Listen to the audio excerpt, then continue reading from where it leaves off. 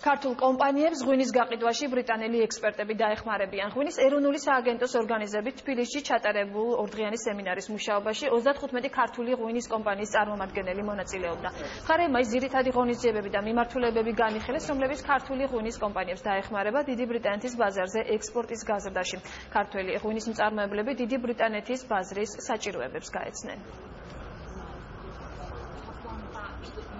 ღვინის ეროვნული სააგენტოს სტრატეგიას წარმოადგენს ღვინის ბაზრების დივერსიფიკაცია და ჩვენ ხმარობთ ვეწევით ყველანაირ ძალისხმევას, რათა ეს განვახორციელოთ სხვადასხვა ბაზრებზე და ეს განსაკუთრებით ისეთ ბაზრებზე, სადაც არის სიმყარე, სტაბილურობა.